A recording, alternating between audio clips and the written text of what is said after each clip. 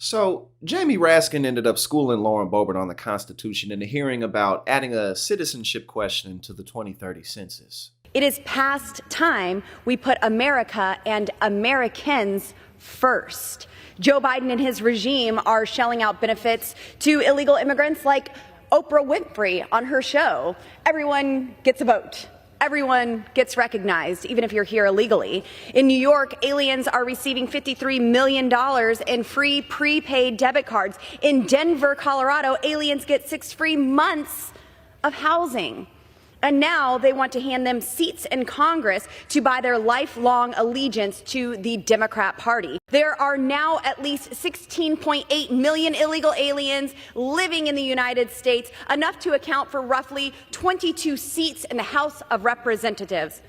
Including these aliens in the apportionment of congressional districts impacts representation in Congress and undermines the constitutional principle of one person, one vote. Americans deserve to have their voices fully represented, not diluted by illegal aliens. Thank you kindly, and it's always delightful to hear my friend from Colorado speak. One thing that I do want to point out, however, because there might be some students in the gallery today, is that there can be no illegal aliens and there can be no green card holders in Congress, because the Constitution very clearly specifies that you must have been a citizen for 7 years before you run for the House, and you must have been a citizen for 9 years before you run for the Senate, and you must be a born U.S. citizen in order to run for president of the United States, which some of the historians, as I think I mentioned before, attribute to Thomas Jefferson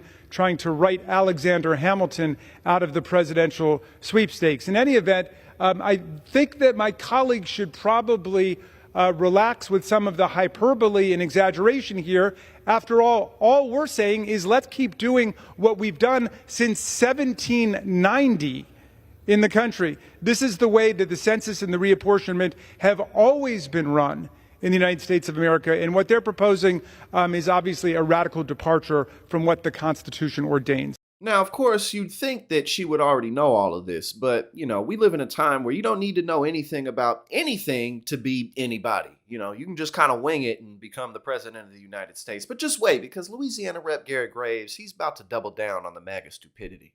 Mr. Speaker, I want to simply explain what we're talking about here. You could have a citizen of Russia that illegally crosses our southern border, pays cartels, comes across our southern border, and decides to set up shop in California.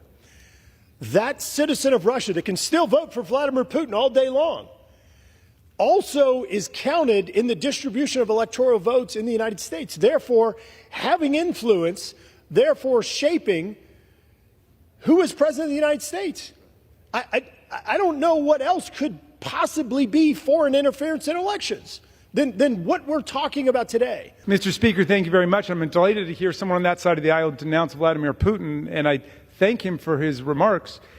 We should definitely avoid putting in a president of the United States who looks up to Vladimir Putin and calls him a genius. And if you've been keeping up with, Project 2025 and Donald Trump's platform, they're going to get all the immigrants out, all the undocumented immigrants, 11 million plus people. They just going to get them up out of here, And of course, all of these undocumented immigrants came once Joe Biden got into office. Before that, they weren't here. We didn't have an issue before that. It's just as soon as Joe Biden got in office, all of a sudden, everything just went to hell. And of course, it goes without saying that we need these undocumented immigrants for the economy's sake because, America doesn't really like paying workers. America doesn't really like workers all that much. So, you don't have to pay undocumented immigrants as much money. You don't have to give them benefits. They're undocumented. So there's a lot of stuff that they can't receive.